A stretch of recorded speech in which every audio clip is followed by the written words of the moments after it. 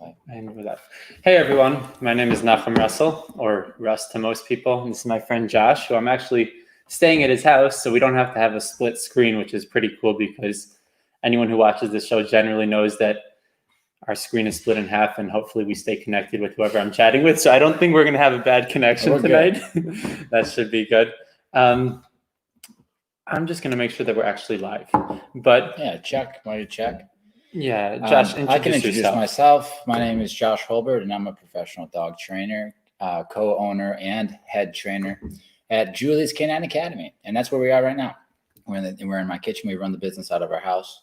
And Russ is hanging out, and we're going to do a little, what is this, an hour? It's about an hour. An hour talk about whatever we get into. Yeah. So before we even start chatting, I'm going to say, because a lot of people might not know how this show works, it's not a Q&A. So even though it's cool to be able to ask Josh your dog training questions, because I know a lot of people like what Josh does, it's not a place for asking dog training questions per se, because I don't like doing Q&As online.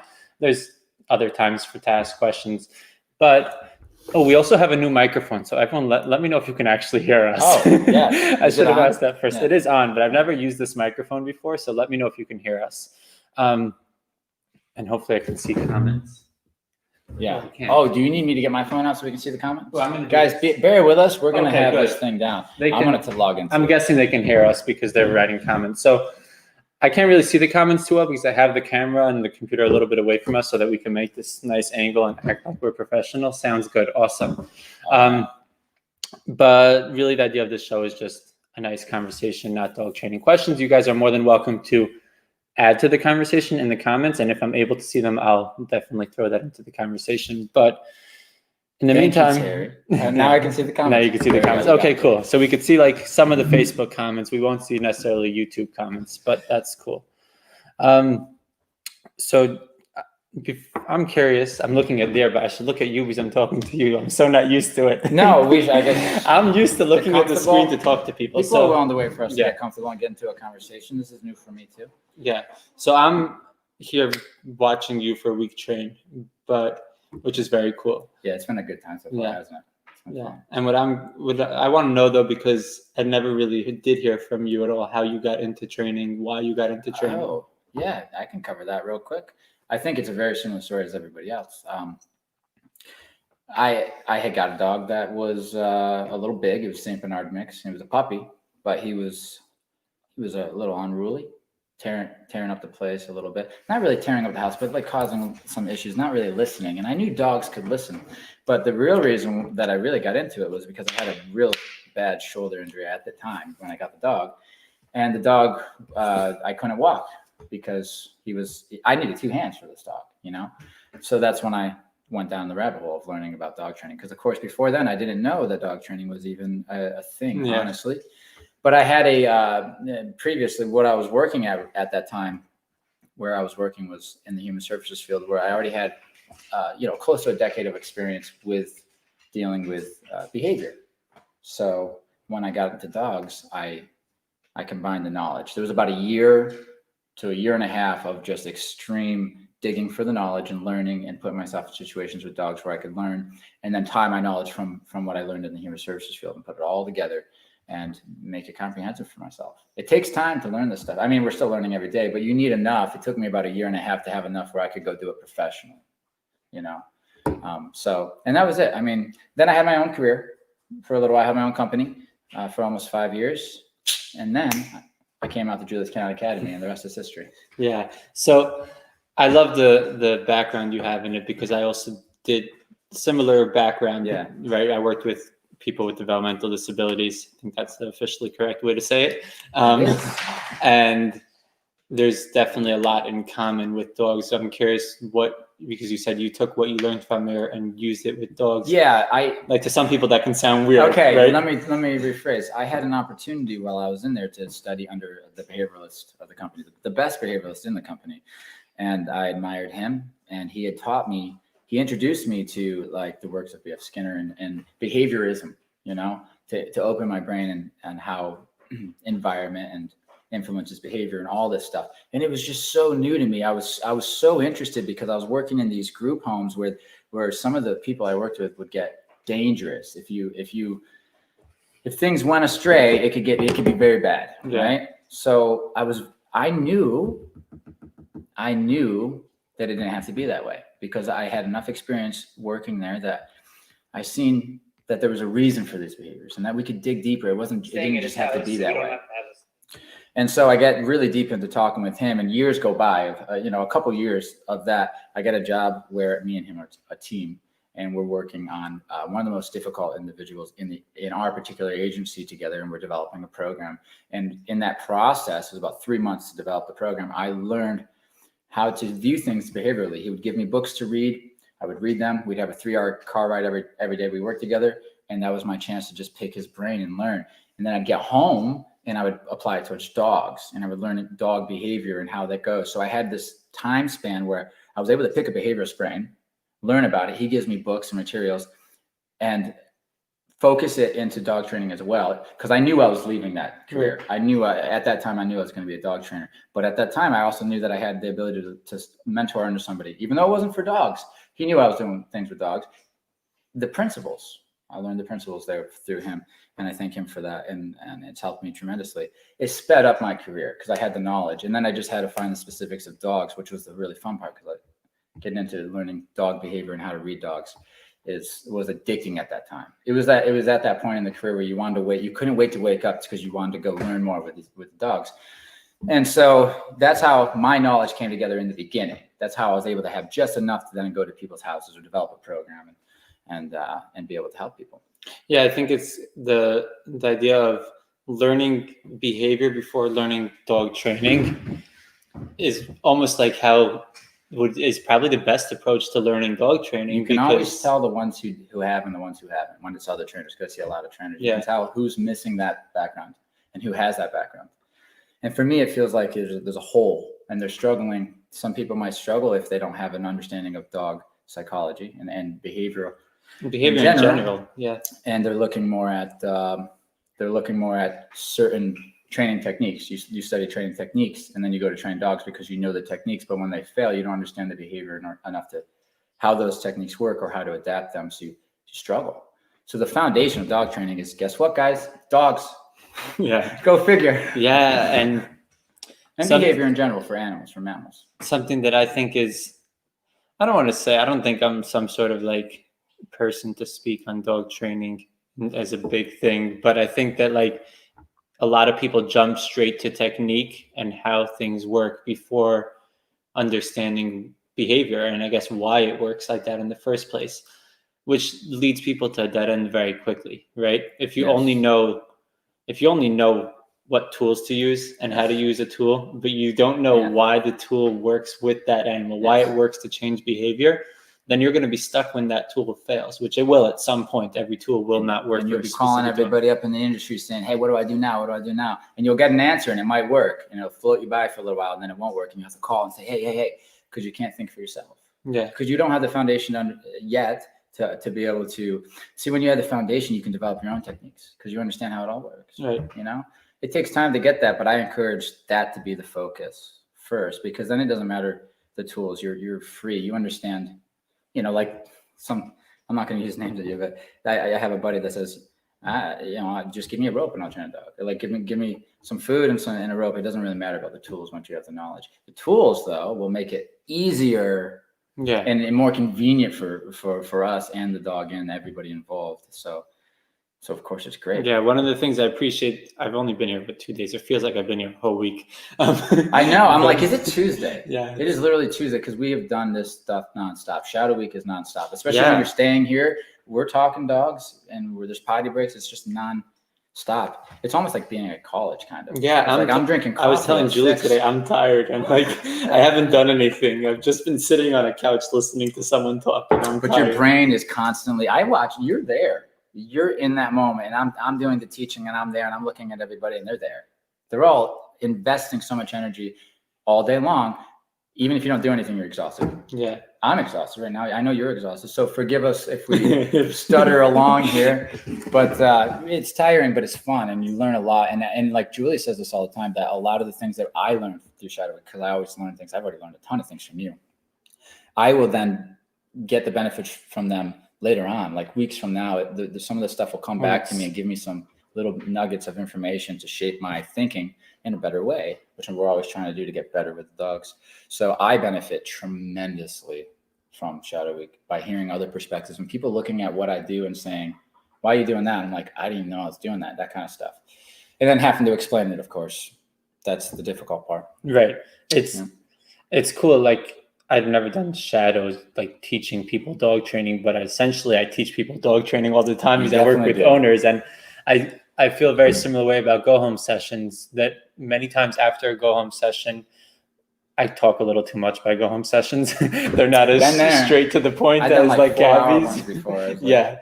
But besides it, I think it helps click for owners, like when I kind of talk and explain things in a way they can get it. But every time I have to explain something in a different way to get that new person to understand it, it helps me understand it a little bit more too, in an interesting way, because I'm talking it out with them, basically. I couldn't agree more. In fact, I feel like during my development, because I was talking to owners in their homes and stuff, and I had to explain what I had just learned, and I had to find a way to get it.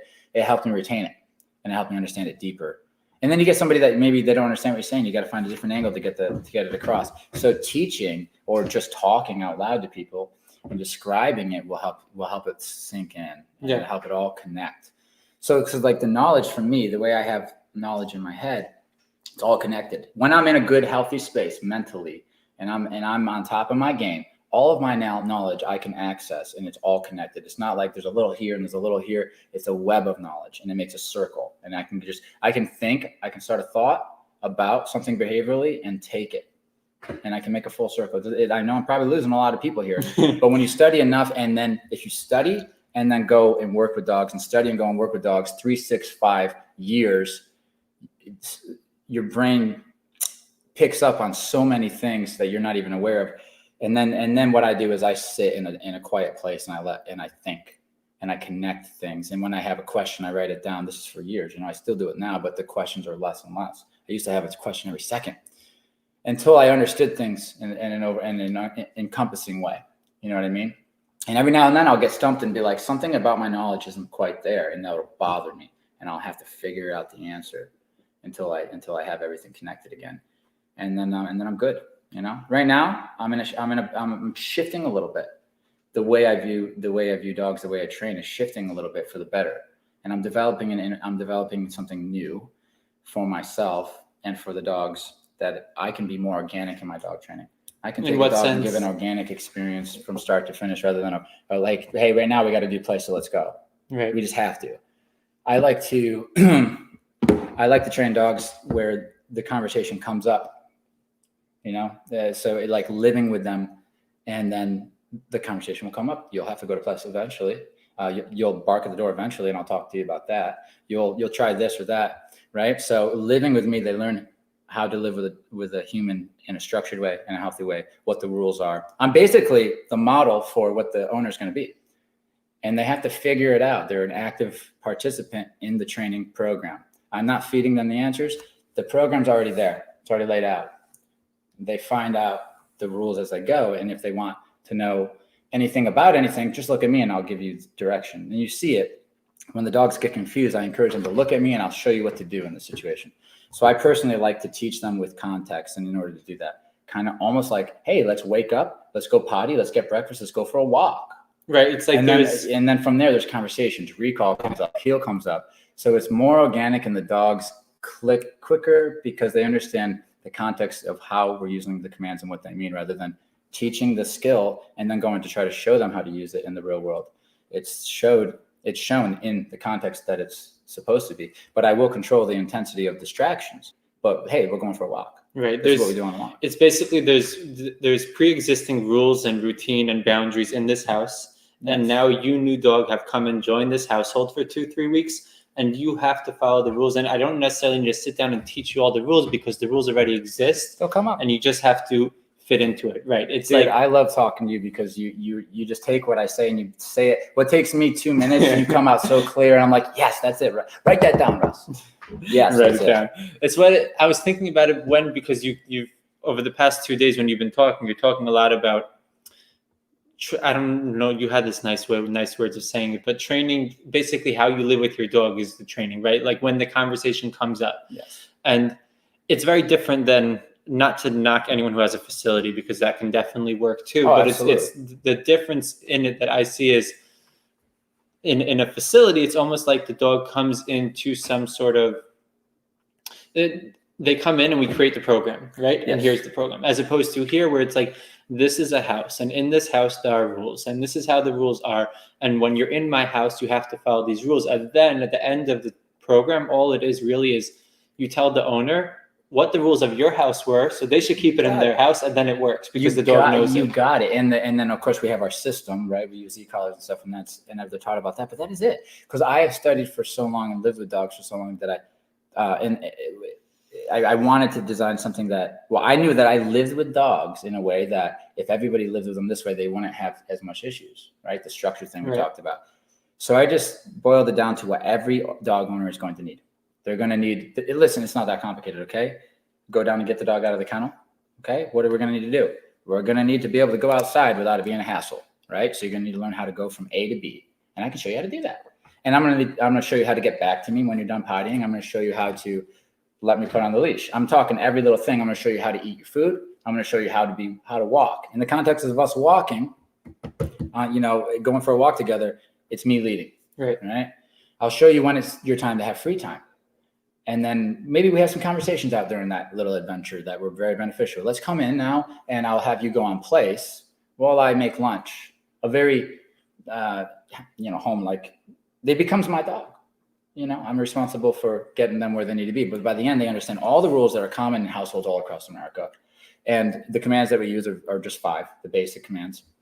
And it transfers really well because it's not difficult stuff. It's like, hey, when you're in the living room, go lay down in the bed. Right. Hey, when we're on the walk, don't pull. Hey, when I say come, right? And then there's really not much more to it than that. Because then you can use this expectation of that you've built, and then you can start to bring it, which is an important part of our program, out to the world, out of the house. What happens when we get in the car? What's the rules of the car? And what happens when we get to a store? So they learn through the context of the situation. And that's how I like to do it. Yeah, and the cool thing about a program like that is that, first off, it literally is just modeled off of household life, right? Yes. It's not anything else. And it's modeled off of basic, like, average families, how they live with their dogs if they were actually living their best life with their dogs, right? Pretty much like so. Yeah. But the cool thing of that is because it's such a simple program, but built into that is the structure that everyone likes to talk about, where, like, it's a very broad word that's thrown around so much that most owners, I think, have no idea what it even means. It's just like, put structure into your dog's life, and they're like, oh, that's really nice. So what is that? What now? Right? Yes. But in that structure that you create, which is basically everything you just said, all these rules and these boundaries, and just follow some basic 5 words that you're going to learn to understand. Within that, a lot of the issues that dogs are struggling with, besides for just not following directions, right? But like serious issues, they kind of fall to the wayside because there is no space for that within that bubble that you create. Yes, that's right. That's exactly it. So we don't usually ever, I don't remember the last time I addressed counter surfing, and that's usually on every complaint. It's or, like the average tearing thing. up. I don't think I've ever addressed a dog in my entire career, unless it was before board and trains, for tearing up furniture or anything like that. Because now the rule is, in the living room, you go on that bed unless I've said otherwise. And if you're on that bed, you can't do any of that other stuff. And so, but then there's a lot that goes into it. I know it sounds simple, and the philosophy is simple, and I like it that way. All right. It's just based off from it's very simple in my mind. It's very easy for me to access how this thing's working. But actually training the dog does take the way that anybody does it well, is going to take some experience, right? And it's going to take some patience. It's not going to be easy, all right? But the concepts are easy to understand, all right? And the dogs get them quick. But what we deal with here as well, this is why people send their dogs here, attitude. But I'd like to talk about structure first, because let's clear up structure. Let's let them know what we think structure is, because you're right. It's hard to define that one. I guess if you said someone's, what's structure for your dog? We get some different answers. So I'll tell you my take on it, and you can tell me yours, or vice versa. And then we'll get around to how to apply it, because that's the thing. You can know what it is, and then how to apply it. and how to get your dog to actually listen, I think maybe would be helpful. But why don't you inform? Yeah, I think I think that basic structure, which is really like all that I would really ask a dog owner to implement, right, is really if there's any commands that are going to be involved in that, not even commands, I wouldn't even use commands. It would be create your dog when you're not supervising it and at nighttime, because I don't think you're supervising your dog when you're sleeping. So create your dog. That's a really good one to right? bring up. Yeah. And when it's not created, it should either be laying down somewhere, give it a spot that it can know this is its spot. And we like to call it place, but you don't even have to do that, right? Like you can simply just teach your dog that when you're eating, it goes onto a bed over there by simply putting a leash on it, putting it on the bed, putting a tie back, and it stays there, right? And so you're eliminating its freedom to do whatever it wants in the house, because clearly we know when you give dogs the freedom to do whatever they want in the house, they do whatever they want in the house. That's exactly what they right? do, isn't it? And then I think outside the house, just teach them to follow you on a walk. It doesn't have to be a heel. I mean, and obviously, ideally, a heel is the best thing. I agree. But teach your dog just to follow, because I think what that does for a dog's state of mind is massive. When a dog is allowed, just like in the house, when we give a dog the freedom to do whatever it wants, it does whatever it wants. On a walk, when we give a dog freedom to do whatever it wants, then it does what it wants, right? And generally, that's not fun for the owner, right? And it's ultimately usually not fun for the dog either. Yeah. And I think really like even just those three basic things, if every dog owner implemented that, that would be enough structure to eliminate a massive amount of behavioral issues across the board. Place right? alone. Yeah. I mean, for the in-short door behavior, like good kennel and then there's other things you could add in always, right? There's always more, like wait nicely before you eat, wait nicely before you go outside. Right. But I think even that stuff is bonus. It's like simply create your dog, eliminate its free roam, and have it walk nicely on a leash. And most dogs won't need dog trainers. That's right. I get behind that. And that's what I look at as basic structure. And I think there always can be more built onto that. Like your program clearly builds more onto that. You can get right? Most training you programs. can say like, while we eat, you're going to go over it. The dog will get the context. Right. It'll be a day that you won't have to put it on the place because they'll see the signs of dinner coming and they'll get on. Right. So we've talked about patterns. We'll get there, I guess. Yeah. That was a beautiful explanation. That's how I think of structure in general, because I don't think it should be complicated, and I don't think there should be a lot to it.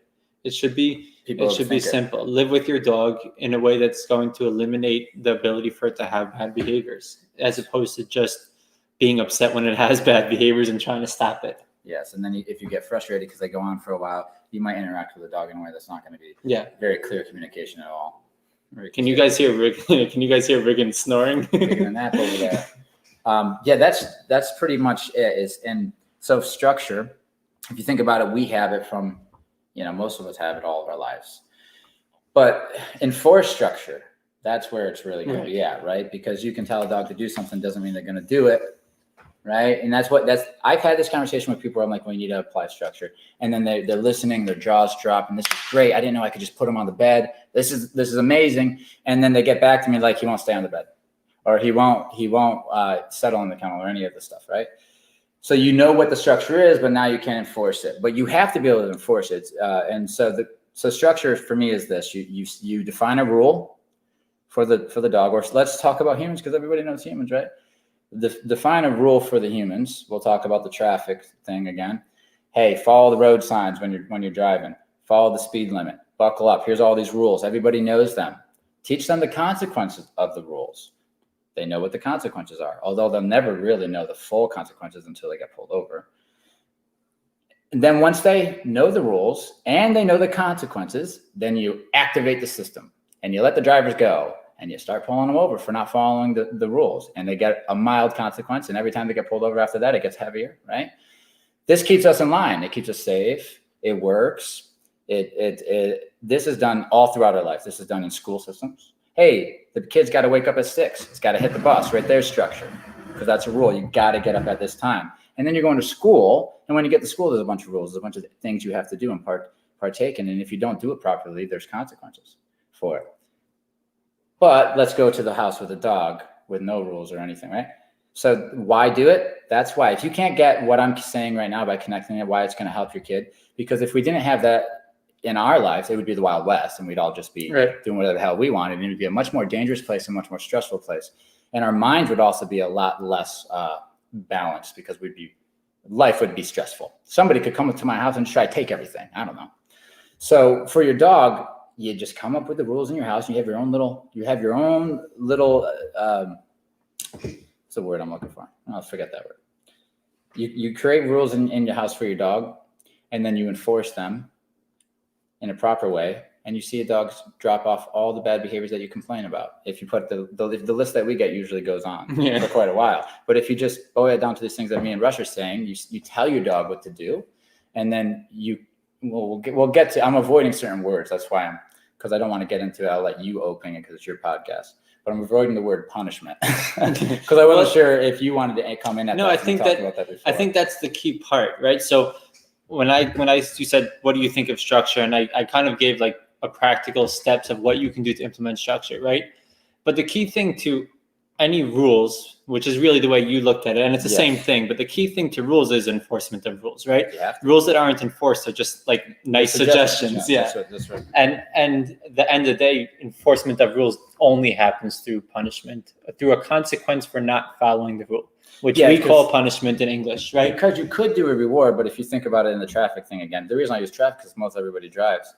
If it was, hey, follow the rules, drive the speed limit, and you'll get a reward, but no punishment, I think more people would speed. Yeah, well, because they'd be like, well, I've already got along that example, because I also use it with all my clients. Yeah, it's so good. Yeah, and it makes so much sense. The reward for following the rules on the highway is you get to drive on this highway. Right? That's a good way to put it. Because if you don't follow the rules, you no longer get to drive on that highway. Eventually, you get one ticket, another one's points on your license, and you lose your license, right? That's the system. And that's literally life with your dog. Here's the rules. Follow the rules. Now, we're not throwing our dogs out of the house because they get off of place, but we're going to prevent them from ever getting to the point where we resent them enough, right? By just enforcing these rules. Or they get taken from you because they hurt do bad things outside the house. So either way, they won't be able to drive on the highway. And when it comes to rewarding a dog, this is the part that I think I find a lot of owners struggle with. It's like, well, my dog's on place. Why shouldn't I reward him? Right. And it's because he's already learned to do it. And now the reward is his entire life. He lives in an awesome home. He has heating. He has a comfortable bed. He has food. He has you. He has walks. He has playtime. Right. These are things that dogs all across the world don't have. Tons of them. Right.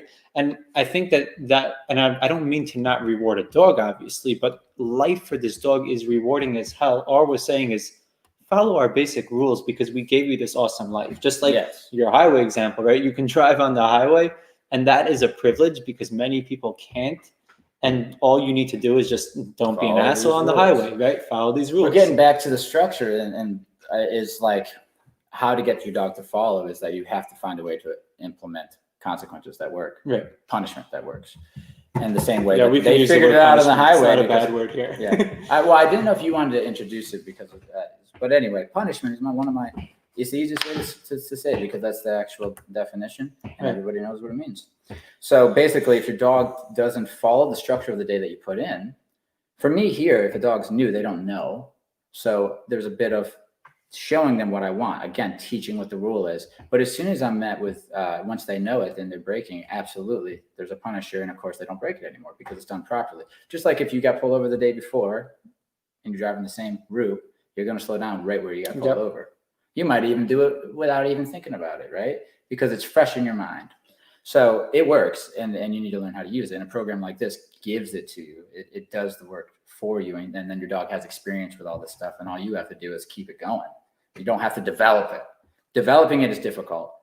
And getting it to the level of like a professional like myself, you would have to put a lot of effort and energy into doing it. I would think if you were sitting at home watching this right now and you wanted the dogs to turn out the way they do at programs like this, I don't know how possible it would be without at least a year or more study and practice. But don't you think that there's a way that the average owner could live with their dog? Oh, absolutely. Just works, right? Absolutely. I think without all the without the fancy stuff, not an off-leash heel and all of that. Just live, and that's what I think structure is, right? Because a lot of the extras that training programs offer, right, like an off-leash recall and off-leash heels and like the fancy stuff, right? Let me tell you how I think about it. I don't mean to cut you off, but I really want everyone to know here. It's not fancy and it's not extra. It's this for the off leash stuff.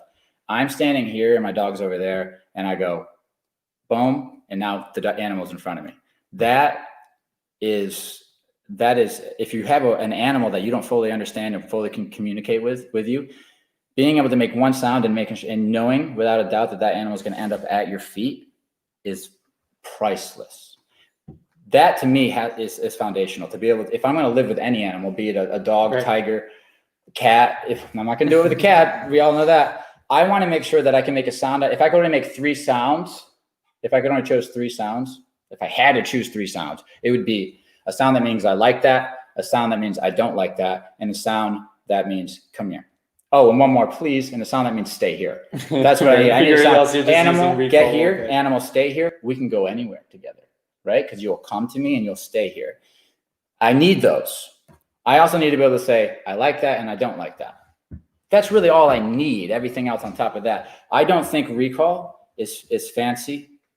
Like whether it's a beep or if it's long distance or whatever, I think it's essential. Your dog needs to, without a doubt, it needs to be within the top 3 priorities of what you teach your dog. That recall has to be there. Get your dog to learn how to come to you. Get your dog to learn how to stay in the proper fashion with a nice calm mind, and you can do anything. You don't need place or anything.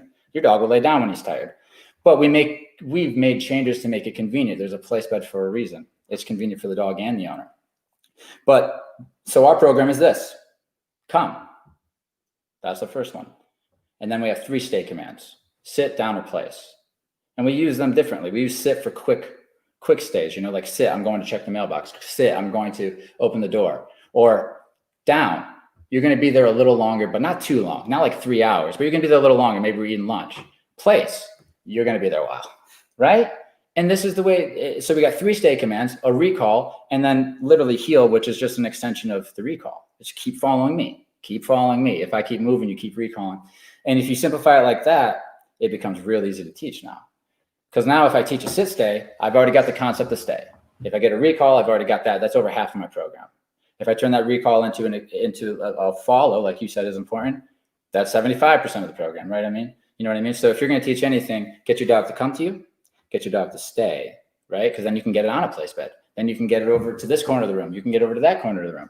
And then also be able to tell your dog, I don't like that, and I do like that, and be able to give a consequence for the things that you don't like that matters to the dog. And you're going to be fine. You don't need to see me or him or anybody if you don't want to. You'll exist with your dog just fine. It doesn't have to be complicated, right?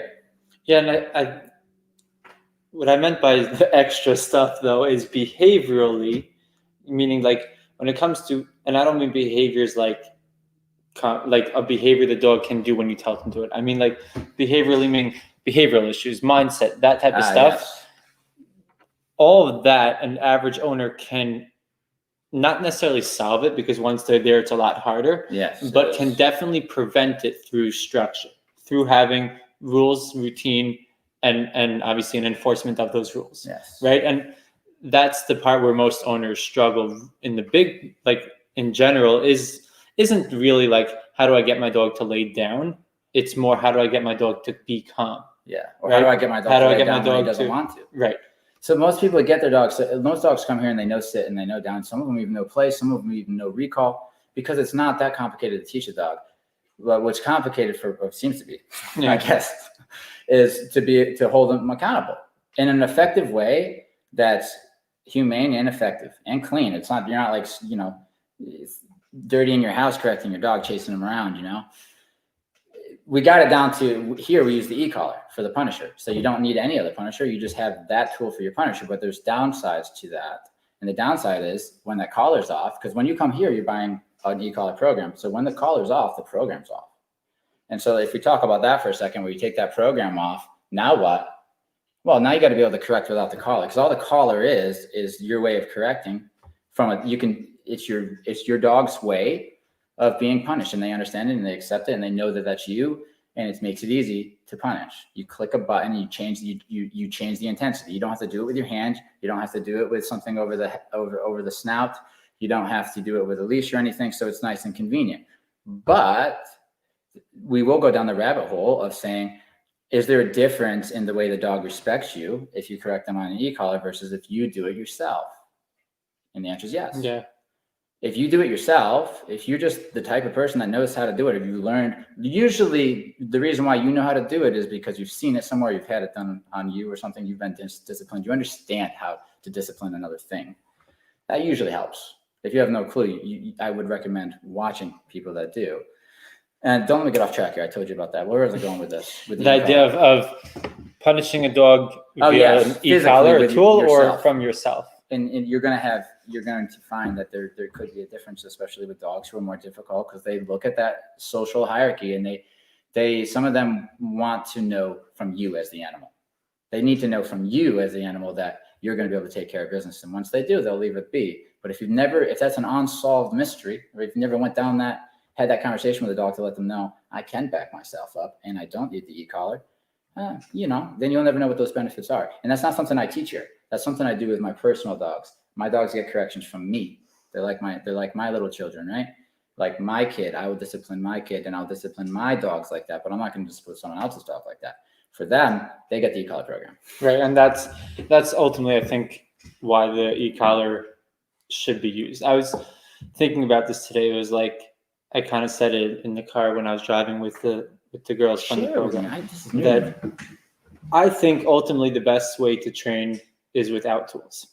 But not so everyone thinks I'm anti-tools. Right. Not that everyone thinks I'm anti-tools. What I mean by that is tools are very important, but if every dog owner learned how to was able to bring themselves to discipline their dog from day one when that dog comes home without needing something in between them and the dog, meaning an e-collar, then they wouldn't be necessary for most dogs. Right. Because the respect would be there right away. And it would be a convenience. Yeah.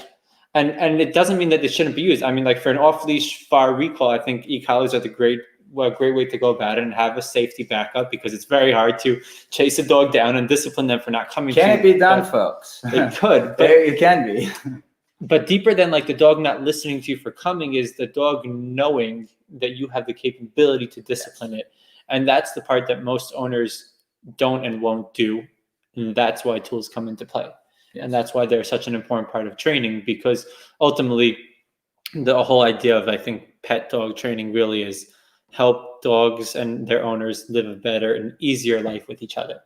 Yeah. And if that means that they have a little handheld thing that they press a button so that they don't have to poke their dog or whatever it is that they would do to discipline a dog, then so be it, right? Then that's awesome. And even if they don't have a moral issue with it. Right. Like say they don't have a moral issue with it. I don't have a moral issue with discipline. It's just that I'm too damn busy because I live in America. And they're really busy. Dude, I've learned a lot in the past few years about how busy people are and how little time they actually have for their pets. And I know that's a whole nother conversation of whether or not those people should have pets and all that. I am a professional dog trainer. I'm not going to get into that. Those are my clients, the people who don't have time to train their dogs, the people who they want to be able to do it, but they got 3 kids, a job, a full-time career, both parents, all the school events for the kids. And now the dog is like, they literally don't have the time in the first place for it, but they already have it. Right. And that's 90% of my clientele. They have the dog, but don't have time to raise it properly and teach it all this stuff. So the common thing nowadays is to get the dog and sign it up for a board and train program.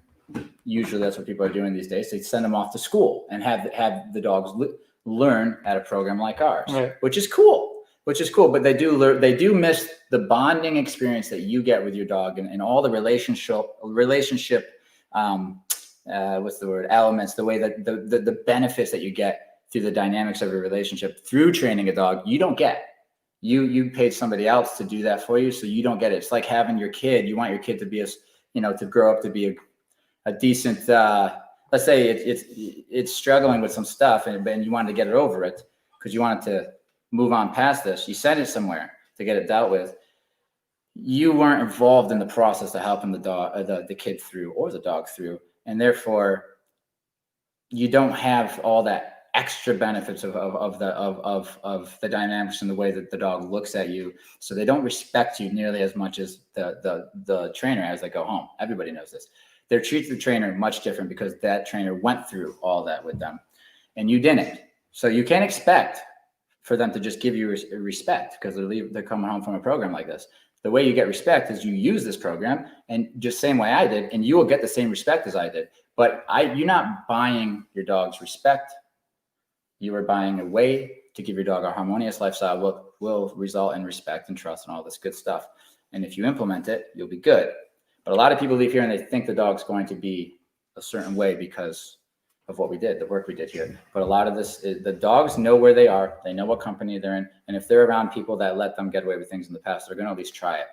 So the way we look at it is as soon as the dogs leave here, the program goes with them. And then every dog changes within, not too long going home. Yeah, but I think that from my experience working with clients and dogs, and it's not as much as yours, but I think that the program goes with them so far as the owners enforce it only. I guess that's what I'm trying to say. That's why you're here.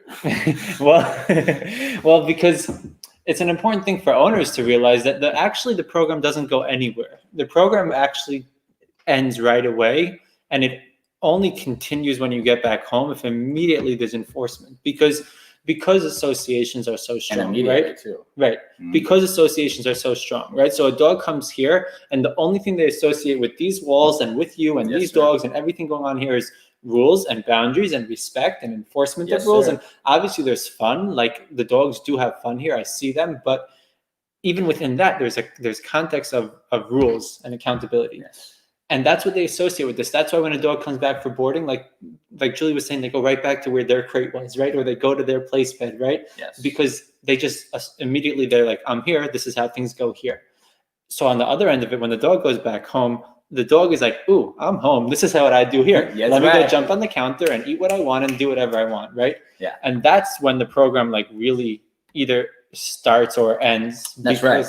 That's right. And then it starts and ends with the owner's willingness to enforce these new rules. And that's to me, that's the part that has to be drilled home the most to most average owners who send their dog away to a board and train, right? Board and trains are great because it kind of takes care of everything. Yes.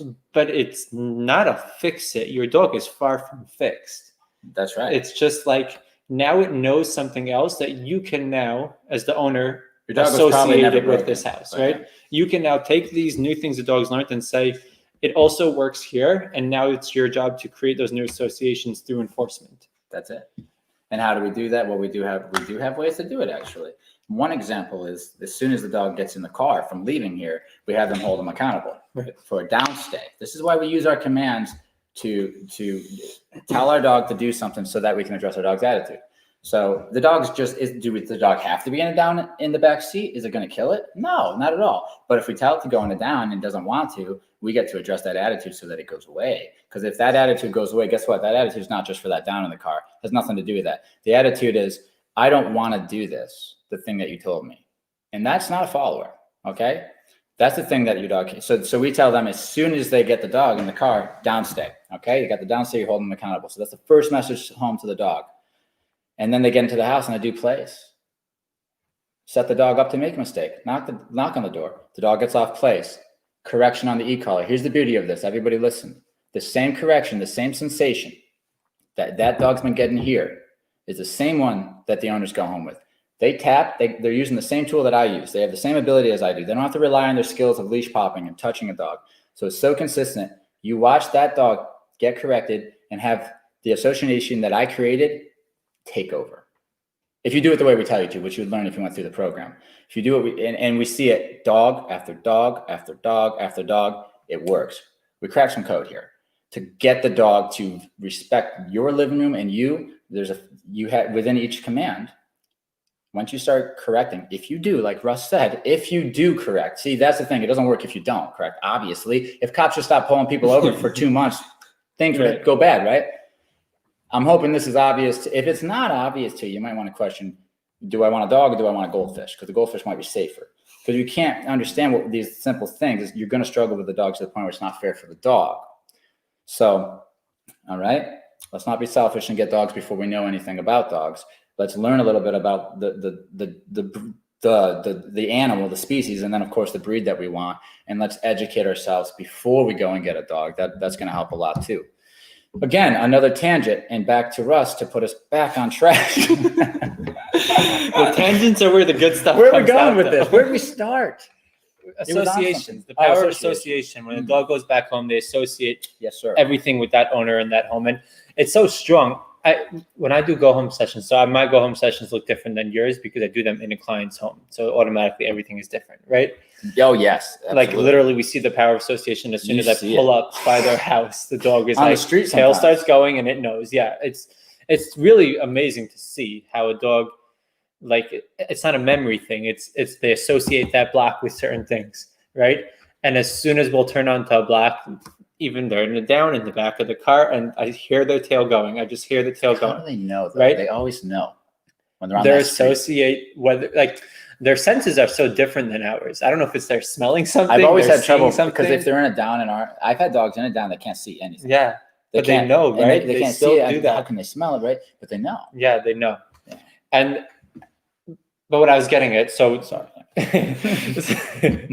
so go home sessions in a client's home, right? The association is seen, and every client that I speak to, I learned this the hard way. Is I tell them your dog's gonna look untrained when we come home, and it's because of your home, not because of the training. Like, watch the videos, you'll see your dog was trained, and now let's make it work in your house, right? Yes. And I try to always bring it up though when they see their dog acting out in the home, right? And then obviously we address it and we work through it. But when they see that, it's like, I want you to understand how powerful this is, that the dog just went through an intense training program, learned a whole new way of life, was successful with it because you've seen on the videos that it worked, right? I'm not using a fake dog for these videos. You've seen your dog on it, but yet still when it comes back home, it's going to act the way it did 4 weeks ago. Yeah. On the other end of that, because you can now clearly see visually how powerful these associations are, start to use that power to do the exact opposite of what the dog's doing now and create new associations. And the cool thing is, like, I've done a massive part of the work for you, because to create those new associations, like you said, is fairly easy. Just use the same language I used, and the dog is going to very quickly see that there's something new to be associated with this person, with this house, with this street. And it happens very fast because while they're here, we do a lot of contextual stuff. So like while you're on the bed, when you feel a stim, it means to go into a double down and relax. That little trick right there solves. It doesn't only correct them for making the mistake of leaving the command or making an error on the command. It tells them to take your mind and relax here too. And it doesn't take, the way you explained it was beautiful, by the way. I'm glad this is on video. It was very beautiful. It was very accurate in the way that I think as well. But I'd like everyone to know it doesn't take that long anymore, because they already know everything. When they came here, they had to change their association, because listen, they still barked at my door most of the time when I knocked on it to set them up. So the knocking thing is a great easy example of an association. Right. A dog who has an association to bark and rush the door, all I have to do here is go knock, knock, knock, and the dogs are already reacting to it. Bark, rush, or at the very least intense interest in it. And then I can go, wrong response. The response with the e-collar correction. Nope, wrong response. Then the dog, the second time I do it, they hesitate because they had just been corrected for the bark, and that hesitation gets rewarded. I say, good, because you didn't bark and you relaxed.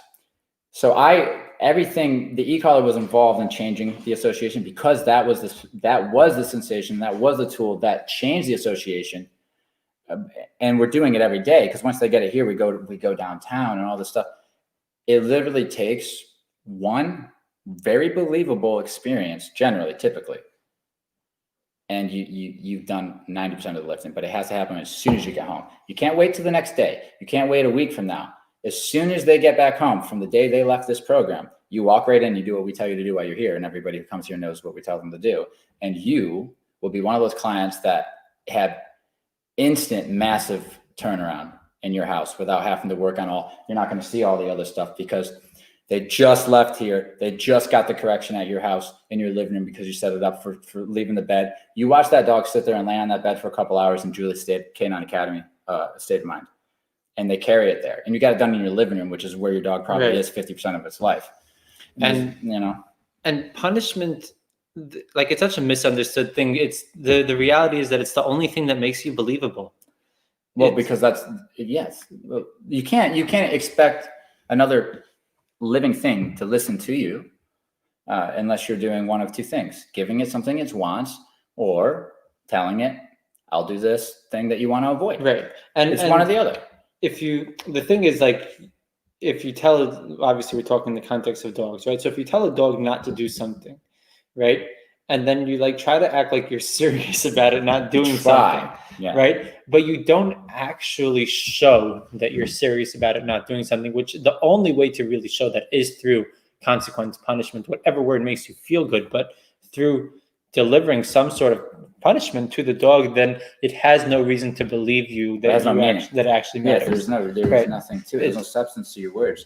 And so let's go. But I think that carries over so much bigger than just that one thing, right? Like, let's say like something simple. Stop a dog from, you used the example of knocking on like the door, right? Yeah, it's a good one. It carries over so much bigger than just don't bark at the door. It carries over to this person actually is serious about what he says. Yes. This person is someone that is believable when they say don't do this or else, which we're not trying to like hold something over our dog's head and say or else, but at the same time, that's how you have a real life accountability, is when there is that or else.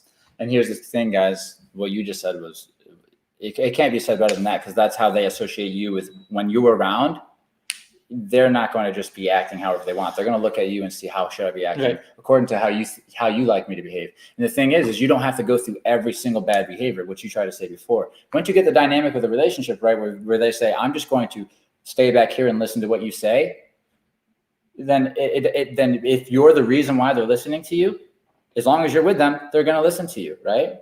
So you can go anywhere. You can go outside the house. If you have a certain level of respect, this dog's going to listen to you in any situation. It doesn't matter what the outside influences are. Of course, within reason, right? Of course, if there's a life-threatening situation, training goes out the window. Right. But within the context of every day, what we do with our dogs, that dog, if they respect you, that's why you hear people say, this dog listens to this person, and this person can do its nails, and this person can bring it to the store, and this person. It's not because the relationship that gets you, right? But why? What is the relationship? Past experiences. I have physically corrected you, so you know that I'm willing to do that, so you listen to me. That's all it is, guys. It's that simple. If you're struggling with your dog, it is that simple, but it's not that simple. And that's why we're going to stop right there. It's not that simple, because you have to know what you're doing to do proper punishment, not just willy-nilly by the seats of my pants punishment. Know what you're doing. And if you don't know how to punish, learn how to punish. You need to learn how to punish your dog properly, so you're not over here taking guesses at something so serious as punishment. If you're going to punish dogs, you learn a technique and they're not that difficult. Yeah, proper punishment really boils down to, again, simply, but it's not simple. And I get why you're saying that, right? You know why I'm saying Don't that. Just like finish watching this and go punch your dog for doing something. Don't go punch your dog until you study how to do it. Okay? Right. But at the same time, like, what it breaks down to is pretty simple if we think about it in human terms, right? Like, let's go back to your speeding on the highway example. Why does it work? Because you know why you got pulled over, right? Because what's the first thing the officer says? You know why I pulled you over, right? Yes, sir. Right? And you're like, yep, I was speeding, right? And that's why you get your ticket. And then on the ticket it says, like, it's, I don't know the official words, but the words is basically, this is your consequence because you were speeding. It's that simple. Right. Yeah. Now, in dog language, we can't do that. We're not going to write them out a ticket, right? No. But if we are able to connect the reason why they're getting that punishment to the punishment, that's all that it takes to really punish. And if it's consistent, it goes away. Right. And that's I guess that's marker words, right? And that's timing, and that's proper punishment, really. But it's just making sure the dog understands why it's happening. That is the biggest. That's the big one. I'm glad you brought that up. That's the big one, because if you punish in a confusing way, first of all, if you're going to be punishing dogs, you need to know more about. You need to be. I don't want to say know more, like you have to go read more books or something. It's best if you're going to be punishing dogs as a professional. It doesn't mean you're going to be doing it regularly. You need to be really, really, really good with dogs. Punisher. You need to be good with dogs, because you got to be able to read one. You can't just listen. We don't just punish dogs for no reason here, and we're not just doing it like, I think he's misbehaving. There's a way. There's only certain things that we punish, okay, and there's not many. And the dogs learn it. And if they're confused and I'm applying punishment and they don't know why it's happening, this is a big problem. This creates can I use the nasty words? Let's create shutdown dogs. That's a big bad word. That's the thing about a shutdown dog. I was like waiting, what's this dogs nasty who are word shut you're about down? to say? Yeah, well, I like that word. It's common to use when you're saying that if you think a dog's being disciplined unjustly, you say shut down. To me, shut down is a dog who doesn't understand where the consequences, like why the consequence is happening. They're not operant to the fact that they know that their behavior caused the punisher, where the punisher is coming from. If it's an e-collar, you haven't explained it, you get massive confusion and shut down, and that gives e-collars a bad name. But guess what? It doesn't have to be that way. You can actually teach the dog all about the e-collar, what the stim means, and all sorts of stuff, as you're seeing what we do here. Although I can't sit down and talk to the dog, though, so I have to do it through experiences. And what do experiences create? Associations. Right. And what's it all about? Associations. So I'm very much about associations, very much about creating organic experiences to teach a dog a lesson, right? A lesson, not like I'm going to teach you a lesson, big guy, but learn more about life and how this thing works, right? Yeah. When you're living with the modern day human in a modern day world, there's certain things you need to know. Okay. And one of them is when the door's open, don't rush out, little things like that.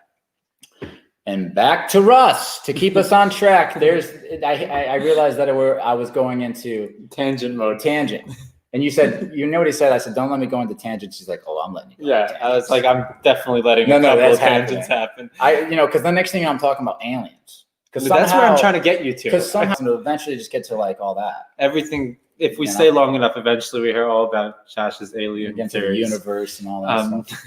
I think that what I like a lot about watching your training the past couple of days is that it's through experience, right? So you create that new association right away, and then I'm obviously not going to be here for any of the dog's full program, but what it seems to me is you create this new association, and then you use it every day, which repatterns the dog's mind, right? Yes. And I think those are like the two real parts of the two, like what dog training boils down to, right? Yes. Association and then patterns. That's right. Yeah. So you create a new association and then you pattern it into the dog's life over and over and over, and then it becomes who the dog is, right? And essentially that's how all behavioral issues are caused too, right?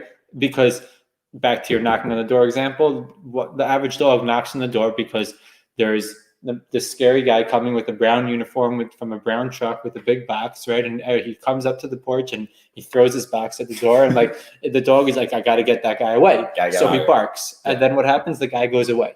So the dog's like, fuck yeah, that worked, right? I just guarded my house. And then it happens the next day. So those it's my job. I got to go, right? He guards the house, right? And over until all the dog associates. Why do you think people like my dog is scared of uniforms? He's not scared of the uniform. He associates that uniform with the bad guy who comes to the house, right? And through daily patterns of this happening. Now, what if this guy all of a sudden he kept coming to the house, but he just stopped, instead of dropping boxes off, he came in and gave the dog, if it was possible, right? Play with the imagination. It was some type of rewarding thing. Like the dog would slowly change from defensive mode to excited mode, right? Dissociation can change it that easy. You're thinking like that easy? Yeah, that easy. And that's what we do here. We change associations every day, all day long. That's all we're doing. But then once the dog gets it, then we have to go out into the real world and be like, hey, also, and I do want to get into disengaging from the environment eventually. So this is a big part of our program. It's huge. It's the reason why we can bring our dogs anywhere once they're to the point where they need to be. And I don't have to teach them new skills or how to behave in this particular situation if I use one of the commands. Because within the stay commands, there's a set of rules the dog gets. And you can see that how we do it here. And you can also see that they get it. And it's this. If you're in a down, let's say, we use down a lot, or place. I want you to disengage with the environment if I tell you to, because you're having a hard time. The dog's unreliable because it's too worried about whatever it is out in the environment. It could be a dog, a squirrel, people. It doesn't matter what it is. It doesn't matter. All it matters is your dog is interested in it. Part of the down command, the double down that we use, means I want you to disengage with anything that's going on and just focus on laying there and relaxing until I release you. That is a special part of this program, because now our owners can go out to like a restaurant and say the dog's in a down, it's doing good, but it looks like it's heading towards unreliable here. Like it might break us down, but it's not going to break us down. Let's just stop fussing with that, because that's going to create a dog who's unreliable. we're going to correct that because that's already against the rules of down. You're not supposed to be heavily involved in the environment. You're supposed to be passively watching. That's our stay command. Sit, place, down, passive. And if you have trouble with that, use the double down. And what this does, it doesn't matter if you're here in West Virginia or if you're anywhere in the United States or if you go to any other country, a down is a down, and these are the rules in the down. So no matter what's going on in the environment, no matter how bad you want it, you know to disengage. And each dog has practice with that. And you can see them even turn their head away from the thing that's distracting them. And this is something that I don't see in a lot of places at all, you know, and this is super useful. It doesn't have to be a double down, but the idea that the dog knows to disengage with the environment is huge. I didn't know this was possible until we stumbled across it. And I can tap on a collar and have a dog disengage with the environment and focus on their down and focus on relaxing. Eventually, I don't have to do this with this dog because this dog learns how to sit up or even if they're in the down and watch the world, but not interact with it. Just watch it passively. And then if I say break, here's the thing. If we release them, that means now you can interact with the environment. So don't interact with the environment. Now you can interact with the environment. That's huge. Some people call that an on and off switch, but it's a little different. It's a little different because the context, when I'm using it in context, I'm teaching dogs, I believe they understand that I want you to go into calm and ignoring. So you'll see if they're focused on a dog or something or a squirrel, if they feel that correction, they'll know, okay, don't pay attention to that. And they'll settle down. And oftentimes they don't even look at it and they wait.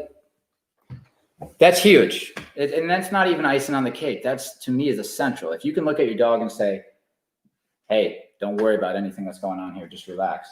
And you can do that anywhere. Then you can bring them anywhere. Right. And I think, so being passive about the world, right? Watching the world in a passive way versus a reactive or engaging way. What I found with the dogs that I've worked with that have, let's say, anxiety issues or fear issues, what anxiety and fear is caused by is like the what if of everything, right? Yes.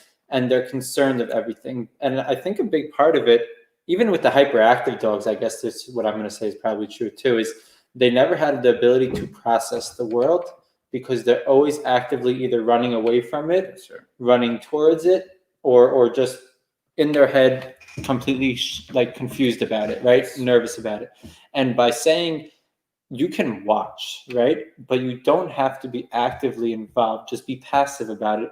The dog actually gets to process. So now a dog that was afraid of the truck and is now instead sitting and passively watching the truck realizes that there was no reason for the fear of the truck. You got it, buddy. Right? And that's, to me, the power that I've seen time and time again of teaching the dog to. I like to use the word passive of it because it's not that we don't want you to like be a part of the world. Yes. It's just be passive to it, That's right? right. Like just be a bystander and watch. Yes. And that's the part I think a lot of people confuse about that style of training. That's why also, I wanted to bring it up. Right? You're not telling a dog like just shut up and look in the corner. It's That's like right. no, be a part of what's going on, but in a polite way. Just like the same way as how like you don't run into the middle of the street just because you love Porsches and one drove by, Yes, right? Exactly. And That's right. when it comes to when it comes to fear, let's say, which is a big one for these things, but really, I guess any of them, hyperactive dogs, fear, anxiety, most of those dogs never process the world in a healthy way, and that's why they have all that craziness. So, like a hyperactive dog sees the truck and he's like, "Oh, it's a truck," and they get all excited, right? And a fearful dog is like, "Oh shit, it's a truck," and the anxious dog is like, "It's a truck. I don't know what trucks do. That's so They're crazy." all being influenced by this thing, and Right. I'd rather them not be. Right. I'd rather them look at it and see what it does. Yeah. And like, you made a great point with like, we have dogs who are fearful all the time. This is a rehab tool. Right. It really, but we use it with every dog because it helps prevent these things from coming up by being able to teach the dog to go into this passive mode. Some people call it the calm state of mind. You know, that if you were watching the old dog whispering stuff, I think that would be the terminology that's closest related to what I see in this state of mind. It's very passive, it's very calm, and it's very much disengaged.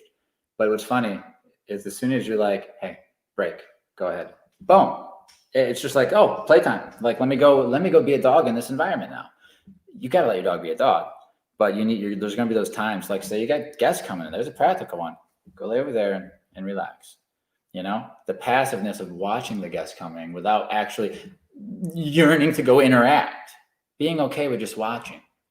That's what we're teaching the dogs. You know what I mean? And it's powerful stuff. It gives them coping skill Yeah. to get through anxiety, to get through fear, to get through, right there, anxiety and fear is most Two of big it. ones. Yeah. Right there, it's huge. But also, But just even impulse, the happy-go-lucky, hyperactive ones. yes, which they get anxious because they're so. Right. It's the anticipatory anxiety, the anticipation of something happening. I can't wait for it to happen. It's Christmas morning tomorrow, right? I'm up all night thinking about it because it's Christmas morning. The dogs are experiencing that type of anxiety. That goes away too. And the cool thing is about this, like if you want to call it state of mind training, is that we can correct the improper mindset, and the dogs get it. Dogs aren't confused by it. If the dogs are confused by it, I want to have a career right now, I think, because this is how I know how to change a dog association. I say, hey, I want you to learn how to go into the state of mind where you're passive. You got it? Okay, you got it. Cool. And then I'm going to put you in a situation which you previously go into a bad, unhealthy state of mind, and I'm going to correct that, saying I don't like it, and then reset you into that calm state of mind, and rinse and repeat until you're starting to self-regulate. You're starting to go into your old one and then go calm, because you know that's what I want. So you're self-regulating. That's the process. You self-regulate for a little while until that calmness is your new association. There's no much, you don't have to self-regulate. This is your new association. But in the middle, there's that back and forth. You're seeing the dog kind of fight it and self-regulate, meaning that dog's starting to trigger, but then stops itself without me intervening. This can get achieved like that.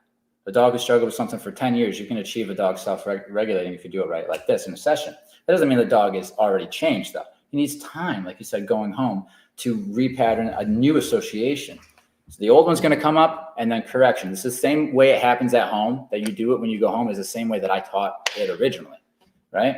So that's why it works so quick. They're used to the process. They get experience with a process that happens faster. So how long it took me, it's going to be quicker, maybe. Not necessarily for them, but because it's the house and it's a stronger association. But They understand the process. The only thing you're going to run into is if they don't want to listen to you and you're not willing to correct them with a firm enough correction to get them to actually say fine. Yeah, the way that you and Julie explain it that I appreciate a lot is being okay with disagreeing with your dog, right? Yeah. Because that's really what it is. It's like your dog is having an argument with you. Yes. You're saying like, I really want you to go lay down. And the dog's like, well, I really don't want to. And you're having an argument over it. And if you're like, you know what, you're right, you really don't have to, then that's it. It's over. But you have to have a way of letting your dog know and being okay with disagreeing with it and showing your dog that you disagree in a real way that matters, not just like, oh, I want you to do the way that right? dogs show each other. Right. In a way that it matters to a dog. Yeah, and not that just matters to us. Like we can sit down and argue on an idea. A dog can't. He has to just know you don't want that. By showing. Right.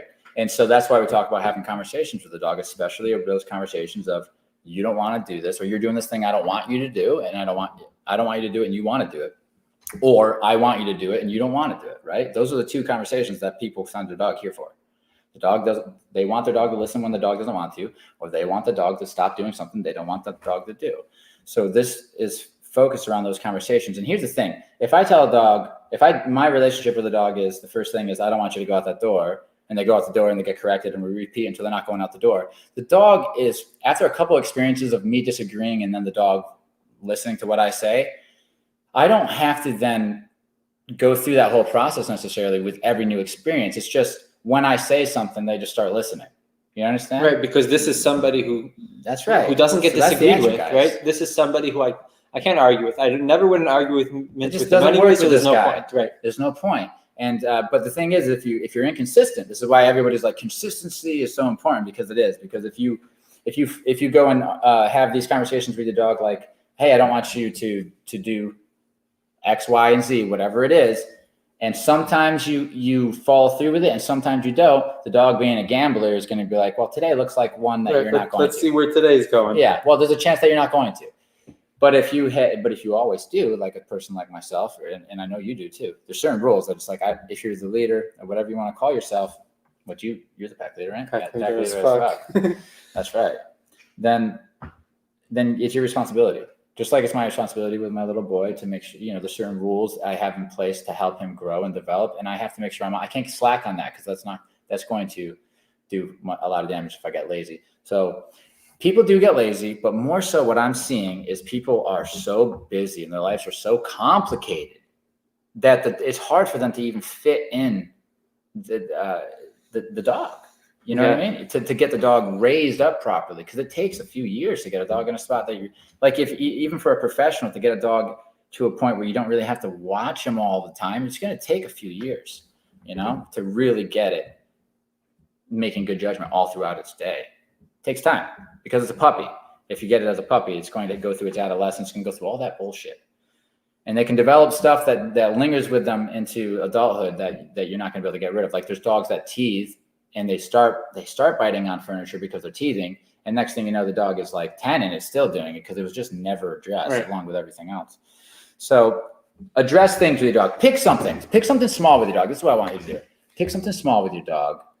Once you learn how to do, we're not teaching you how to. Once you learn how to discipline. Learn how to discipline. Yeah. And then once you do that, pick a small conversation with your dog. Just pick a small common disagreement. Don't go after the biggest one yet. Pick a small one, like the door, going out the door. That's why people start with that, because it's small. You can probably win that one. You can probably get the dog to listen to you. And then make sure that cleans up. And then pick another one, right?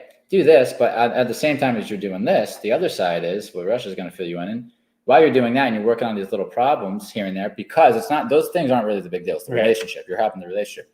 You're also going to want to learn a little bit about structure and to get a more holistic approach so that you're not having your dog crazy brain because it does whatever it wants, but you're just going after these little moments. You want that holistic approach where yes, you go after these moments so that your dog can gain respect for you, but you're being proactive and developing a life where it's not leaving a whole lot of room for nonsense. Yeah. If your dog's on the bed, it's not at the door barking at the dogs, or it's not or barking at the guests, or it's not on the counter, right? So this is being proactive. It's using structure to be proactive.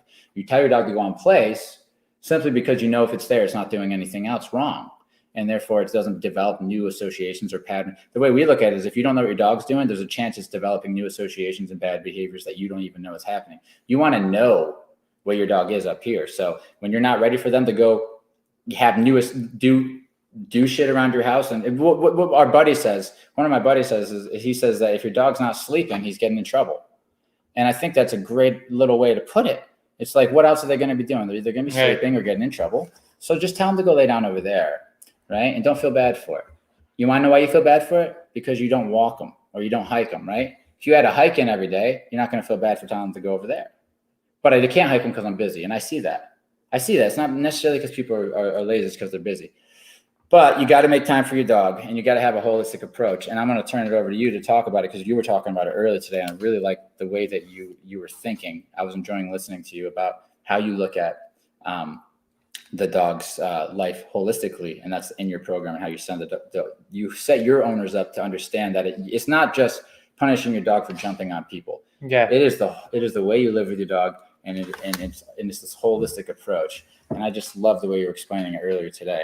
So give me a break and I think that punishment, because it's a lot of what was spoken about during this conversation, and it's spoken about because it's so important, right? Obviously, it's important. You want to end the behavior, you got to punish. Yeah, there's no way around it. But, and there's a very big but to it, if all you do is punish your dog and you never fill your dog in with anything else, then it's very unfair to your dog. Because I think as much as dogs have evolved with my time for a tangent, as much as dogs have evolved with humans, right? They've been living with humans for a long time.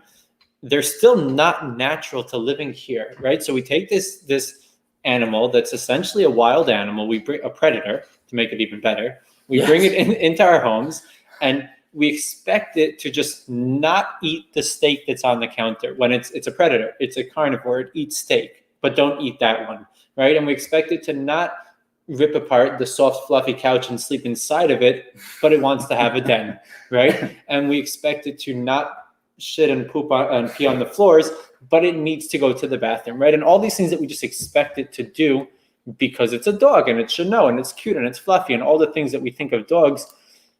And then when it does all those things that are totally natural for it to do, it's natural for it to bark at the UPS man, to eat the steak, to do everything that you don't want your dog doing, is it natural for it to do. We then get upset. And then many times what people do is like, how do I stop this behavior? And that the straight answer is you punish that behavior. But the problem with that is you haven't really helped your dog learn how to live in your house. And learning how to live in your house isn't just don't eat my steak and don't destroy my couch. It's, yeah, don't do those things. But also here's what you should do.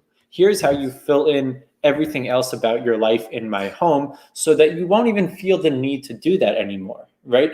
Because otherwise it's so unfair, right? Dude, let me tell you something. The way you're explaining things, I just love it today. So keep going. I'm gonna listen to the replay because it's so clear. It makes perfect sense to me. They won't have the desire. First of all, you're right, punish it. But there's something you just said that I wanted to pause and go back to, but I'm not going to be able to remember exactly how you said it. But you just said that you're yes, tell them not to do this. Of course, tell them not to do it, but tell them what to do instead.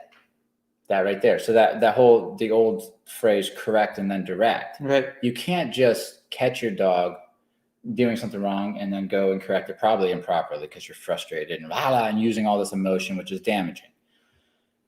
And then that's it. You punished it and you got rid of that, but you're not telling the dog what it should be doing throughout the day instead. And then another thing you said, dude, you said teach a dog how to live in your house, like how to live their life in the house to a way that's going to be harmonious with you, that's not destructive and causing a ton of stress. I just never thought about that. I have thought about it, but not quite like that. Like you're taking an animal and you're teaching it how to live in a modern day house. And there are rules. In a modern day house, you probably don't want them digging into the furniture. You don't. So yeah, you would punish that. But you can also just be very preventative by saying in the living room, when we're not doing something together, you're laying over there. When we are doing something together, we're doing something together. So that's not a problem because I'm interacting, monitoring your behavior. But this is where people fall off is that they'll do something with the dog and then they'll go and do something themselves and not even tell the dog what to do. And the dog's free to come up with their own. And like you kind of use like the parenting example a couple of times when you're explaining things. And if you go along that route, like you have how old is Jesse? 2 years old? Almost 2 years old, right? If you don't tell him what to do, he's going to do things you don't want, right? That's right. Like he's going to take the markers and draw on the floor. He sure is. Right? And what do? You're like, don't draw, or what did I tell him? Don't draw there, draw on the board. Yes. Right? You also said, it was so perfect. I wish I had a camera on you. And it was so good the way you interacted with him. I was really enjoying watching it. But you were like, oh, no, don't draw on the floor. We draw up here. And I think he thought about it again. You said, don't draw on the floor or else we can't do this anymore. Yeah. And you were calm about it. But I knew for a fact, because I was watching you, I knew for a fact that if he went back to the floor, you would take it away. You would be like, okay, we're done. And you might even explain it. You might, well, because you did this. But you would fall through. Right. I know you would. I knew you would. But he never did. He listened to you and he was having fun. But you didn't just say, hey, don't draw on the floor. Hey, don't draw on the floor. You said, don't draw on the floor. Let's do this. Let's do this instead. So again, and just I use that example though because everyone naturally humanizes dogs. It's what we do. We're humans. We think about everything in a human perspective, right? And I don't even think there's anything wrong with that, but do it right because you wouldn't leave a child if you're parenting a child or watching a kid or whatever. You wouldn't leave them to, once you stop them from doing something, just figure out what else they're allowed to do, right? I would hope not. Right. A good parent or somebody who's raising a kid, whatever it is hopefully going to then step in and be like, this is what you could do though. This is what I do expect of you. This is what I do like you to do. And it makes me happy when you do these things, yes. Right?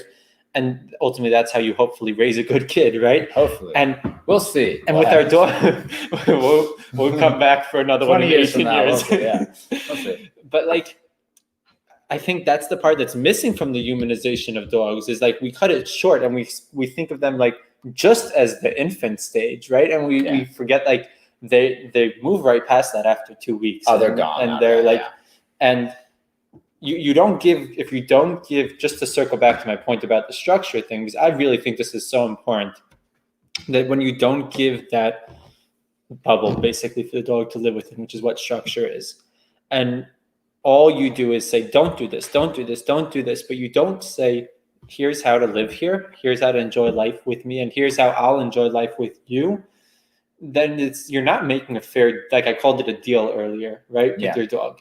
Because the deal you make with your dog is basically like, don't do these things, follow these basic rules, and everything else will be taken care of by me, right? Yeah. But if you don't like actually keep up, if you don't give your dog like what its side of the deal is, then it's not. Don't be upset about it. It's They'll be totally on you. unfulfilled, and they'll find a way to take it out of your house. And he's going to, because punishment works, I think, best because it works. But punishment works best when it's attached to also the structure side of it. Agreed. Also, what else to do instead? 100%. Because if not, eventually the dog comes back around to that same thing, and he's like, "Fuck it, I really want that steak." Yeah, and right? no one's looking. Right. You know. But if you don't eat that steak, go lay down in your place. This is what you should be doing basically on a daily basis. Is you should be hanging out over there while I'm hanging out here. And you should be eating your food in that spot while I eat my food in this spot. And you create this life with him, right? That's what routine is. You create a life with him.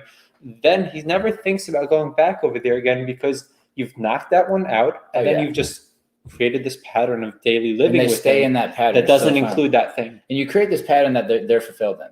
Yeah. Like I do with my personal dogs. And I've had multiple personal dogs growing up. I've really kind of learned how to live with them in a way that's simple and easy for me, simple and easy for them, and all of us are fulfilled. And it doesn't take that much, okay? My dogs here, for example, I mean, when we're not directly interacting with them, they're over there relaxing. Riggins has more freedom because he's earned it at this point. I trust him to make his own decisions. And of course, dogs hopefully do get to the point where you don't have to get onto them, but it takes longer than you think, I think. They're not ready at 6 months, guys, and they're not ready at a year either, or a year and a half, or even 2 years at most point, unless you've really done your work. So they know their drill, and they're completely happy with it. They know they go out in the mornings to go potty. They don't do it until I'm ready. I get out of the room, I get my coffee, I do my stuff. They stay on the beds, and Riggins doesn't even get up. He knows that it's not time yet. Once I start heading down those stairs, and I turn back, I'm like, Riggs, now it's time. We do breakfast. They come back up. They lie on the bed. I don't have to tell them because I've patterned it in.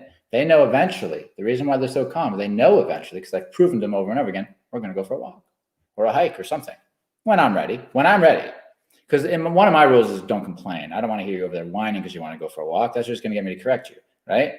I'll get around to the walk. I don't want my dog being pushy. So they learn to wait for me. And I'll get around to doing things with it. And I do things with them every day. And I found out for my particular dogs what exactly the amount they need. Turns out, one good thing in the morning, one good thing in the afternoon. The rest of the day, it's relaxing. And it works for me and my little pack here.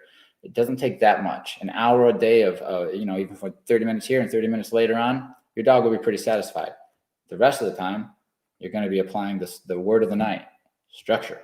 Which pretty much means if I'm not doing something with you, you're waiting over here in a command or, on your comfy bed. At most of the time, it's this luxuriously comfy bed. So he looks so comfortable. They can have whatever. You can put a bone on there or whatever. I'm not saying that it's the dog got to wait there bored. They can do whatever over there within reason, but they stay there and wait until you're ready to go get them and say, okay, let's do stuff together again. That's the secret. That's what it all is. It's just instead of leaving them to their own devices when you're not paying attention to them, tell them to go over there and lay down and make sure that they stay there until you're ready. Just that alone is going to take care of your indoor behavior. And now we covered that a lot. And indoor behavior comes first. You don't get good outdoor behavior before that. Indoor. Yeah. All right, I want to switch gears. Switch it. So hard. Real hard. When we were eating before the show, before we started this conversation, you said something to the effect of something like who knew dog training would be so much more than just dogs dog or something training, yes. Something to that effect. I don't remember exactly how you said it. It's pretty much it though. Yeah. What do you mean by that? And with you? I meant that because I got into dog training because I was interested in dogs, but what I didn't realize is that how much it actually had to do with humans. How much of it was going to teach me about the world I lived in, about how humans struggle and what they struggle with, and about life in general. I didn't realize it was going to have this big I didn't realize how important it was. I knew I enjoyed dog training, and I know it helped me. I did it because I liked it. I interacted with these dogs because they fulfilled me, and it made me a balanced person. But when I started really doing it professionally a lot and helping people, I didn't realize how much of an impact I was actually having on the communities and the people that I was helping. It was so much more than just helping the dog. When you get to doing this with dogs who are really struggling and families who are really struggling, they are so stressed and they are so they're sleep deprived. They're emotionally just out of whack, and you're talking to these people, and it's really a huge contributing factor, if not a lot of it, is from this dog causing all this stress. And once you help them with their dog, not only does the dog get better and the dog's doing great, but you see this person heal, because now they have the stress down enough where they can freaking breathe throughout their day. Life is already stressful enough without a dog, and then you get a dog who's driving you insane and causing extra stress in your life. People are about to crumble. I talk to people that are on the verge of crumbling from a dog. Yeah. That's just too much stress. I've already have enough to worry about, and this dog is killing me. And it's almost, you see people, the truth comes out in families when you're, especially early on when you're in people's houses, you see people argue in front of you about the dog, and like you see marital issues, and you see issues with the structure of the family. And now you know that if you can help them become more cohesive, you're going to help the dog. So all of a sudden you're not even worried about the dog, because you got that. You're worried about helping this family work together as a team and understand where the dog fits in and their role, and encouraging people, adults in the house, to stand up and take control of your house, tighten up your ship with your kids and your dogs. Like, come on, this is nonsense. It's nonsense in here. No, we don't need to live this stressed with our kids and with our dogs.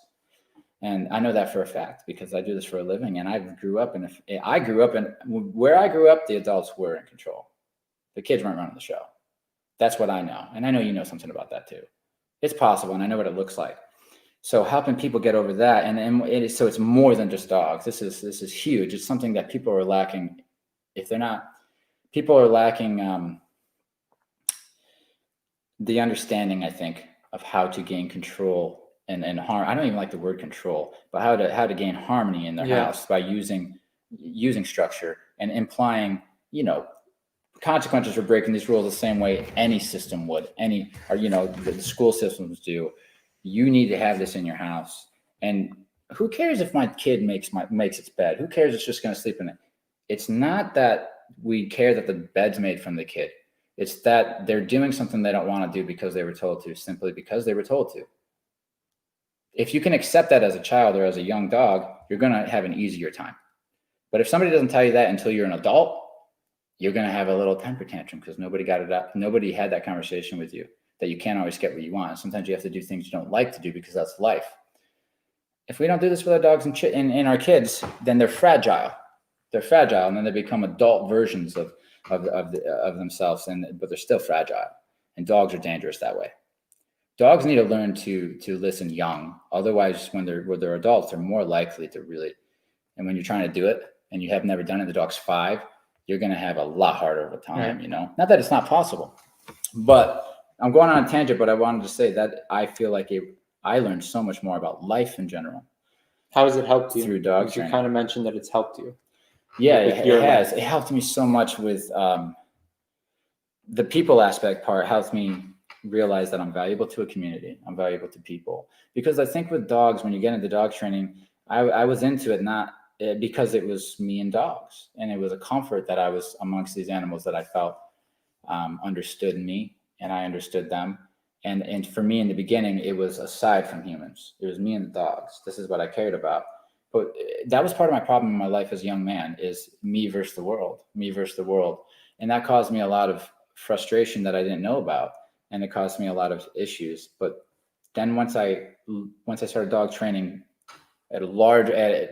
dog training in the way that I'm doing it now, where I'm doing it so much that I'm interacting with people as often as I started to learn that what I was doing was helping people so much that it gave me a new perspective on people. Because I was like a lot of dog trainers, a lot of animal people. There was a point in my life in my 20s and it's shameless. I'm a little ashamed to say that even into my 30s that it was me and my dogs and the couple of people that I love, and then the rest of the world that they do what they do.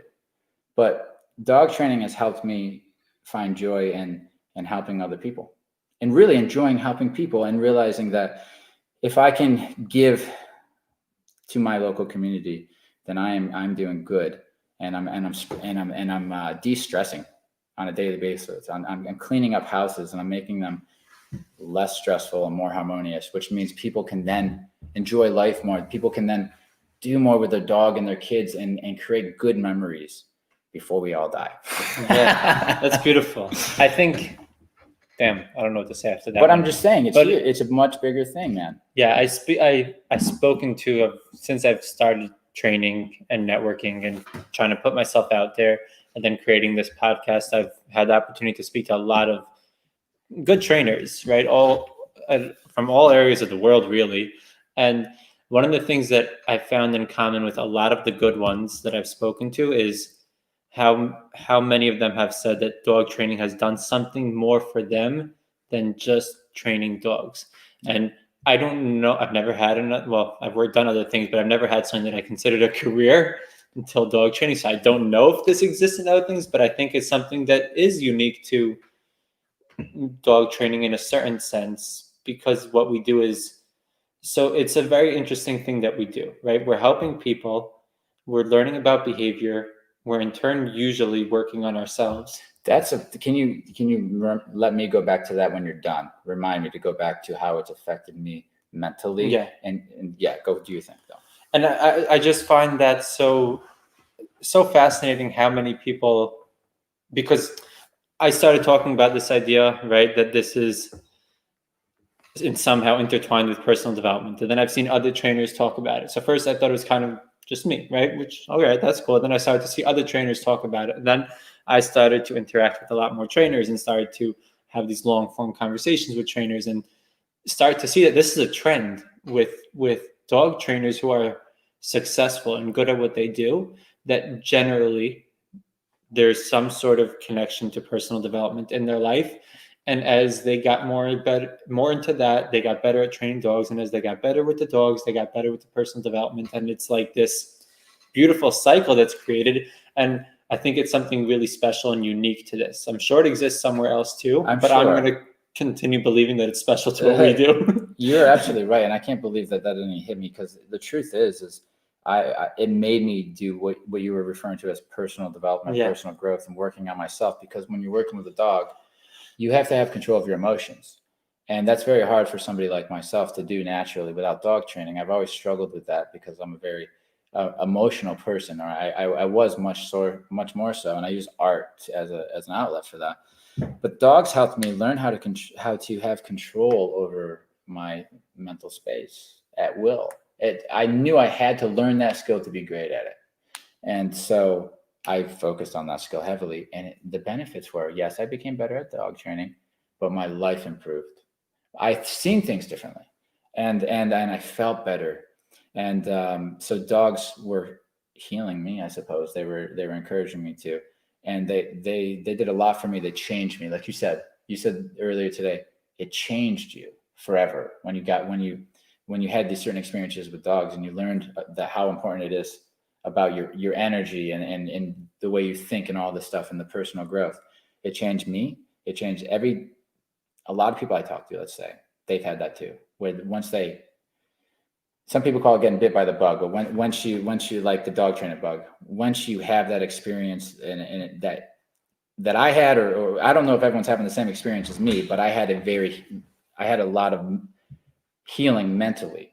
I was able to think a lot clearer and better and articulate better because I was focusing on controlling my emotions. Because when I'm interacting with this dog, I'm in this moment and I want to project what I need to project. So I'm shifting through gears of my mind, and I've learned how to control my emotions, which for me, without dog training, who knows if I would ever learn that as rapidly as I did. It helped me grow. You're learning through experience, like the dogs. I was. And they will correct you if you're wrong, though. So I'd get corrected if my space was wrong. So if I got frustrated, the dogs don't listen to you as well. So that's a punishment for me, right? I have to make sure that I'm in this calm place where I'm able to observe things objectively. That passively of course, I'm not passive because I'm leading, but my head is so clear. I'm seeing the information so clearly because I'm not stressed out about yesterday, even though I have shit going on in my life, guys, just like you do. When I've trained myself that when I work with a dog, I go into flow state and I'm there. And in that moment, it's like painting a picture. My brain gets a break. I'm here. I'm with this dog. It's not about my problems that I have tomorrow or the next day. All that's gone. When I'm working with a dog, I don't even know about my life. I don't know about it. I'm not even thinking about anything, but what I'm doing with that dog. And that in itself, doing that every day, having hours of that a day where I'm just in the moment, has been healing my brain for years. And Yeah. without dog training, I find myself, I'm not as clear-headed because I'm not going into this place in my head where I'm living in the moment. I'm forced to for hours a day in order to get the best results. Yeah, I found that I was forced to be present because I can literally get bit and hurt if I'm not. You can get bit and hurt, right? yes. And like obviously a lot of other things can happen too. Like a dog cannot be trained properly, but like if you want to take it all the way, it's like you can get bit, you Yes. can get hurt. The more serious And- the dog, the more yeah. in the moment you have And- to be. A lot of that I've been telling you a lot about working with the groups of dogs because that's where my experience started. I know. Yeah. But when I was with, let's say 30 dogs, right? And like I needed them all to chill because I don't like headaches, right? And I needed them to follow directions, and I couldn't have dog fights while I'm watching a group of dogs. And everything that I expected of this group, if I'm not present with them, they know it, and it doesn't matter that I'm there. It does. You might as well be on yourself. Right. And it forced me into this space of being present for a couple hours at a time, which I never did that before in a real way in my life. And it definitely carried over into becoming a part of me, right? Yeah. And I know if I'm working with a dog and I'm not fully present, that I'm not training the dog right. Yeah. I'd feel it's wrong. It doesn't feel right. You can feel it internally. Yeah. Yeah, I'll share something with you. I feel that sometimes when I'm doing shadow week because I'm not fully You're there. teaching and training. Let me tell you something. I did a potty without anybody there today when you guys left. And when I do potty breaks, I do training. And I was so much more loose. And I'm like, they'll never see me like this. The way that I actually am when there's no camera, usually, sometimes there's glimpses of it, but when I'm free and I can just be there with the dog, it feels so freaking good. Because it allows your brain to stop thinking about everything else. You're just there with that dog. And that's all that matters in that moment. And I got that today. And I was like, oh yeah, I missed that. Although Shadow Week is beneficial to me so much that it's worth it. For me to be present, I have to ignore. And just like, to give you the authentic experience, you would have to be a fly in the wall, because I'm interrupted. The truth is I am interrupted because I have to think about what I'm doing and I have to talk about what I'm doing instead of staying connected with the dog and working the entire time with the dog. Today we went on a hike with one of our dogs, man, and it was just like that. During that hike, that's where I was. My mind was not wandering. And I've trained my mind that when I'm working with dogs, that's where it goes. I don't even have to try anymore. It just happens for me. I go there in that place. And when I'm not there, it feels off. It feels almost wrong, So that's the only way I like to train. I generally just don't train unless I'm able to do it my way and allow myself to go there. Yeah. All right. One last question before we wrap it up. This is a question that I've asked every trainer I've spoken to on this show. Let's do it. So if there was one thing that you can broadcast to every dog owner of the world that you wish that they would know, what would it be? Really? Every dog trainer in the world. That's every dog owner, not trainer. Every dog owner. This is not for, even though dog trainers watch this, but what would be one thing that you wish that every dog owner would know?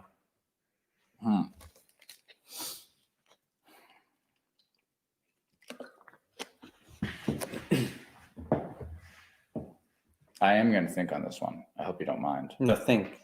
Because this is huge to boil it down to one thing. Because you guys, everybody who watches me knows that's not how my brain works. Right. I'm going to rattle off 20 of them, and then you can decide which one. Every dog owner, if I could give one message, like the way it's working for me is if I pretend I was going to die. Like tomorrow I'm just not here, right? What would I leave? What would be that message you don't want to leave? Phew. What would I leave with everybody?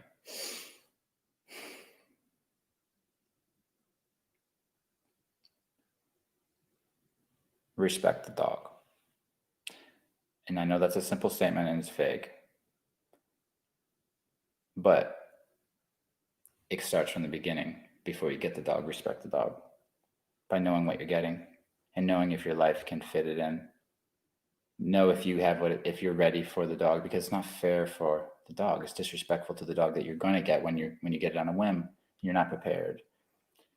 The respect goes so far with respecting the animal, okay? Respect it enough to get it trained. Respect it enough to know your shit. I don't know why that came to my head, but because it did. Compassion was the first one. I've said that before. But I think if you're very, very much putting the dogs, if you're being respectful to the dog and you think about that from the Compassion gets beginning, built into that. it's all going to take care of itself. You'll make sure your dog's taken care of. You'll make sure they learn a communication with humans training.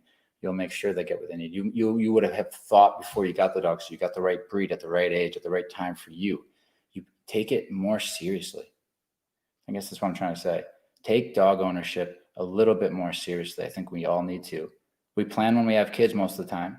And like I said before, if we were going to have an elephant come live with us, we'd probably, in 12 months, we'd probably study about the elephant.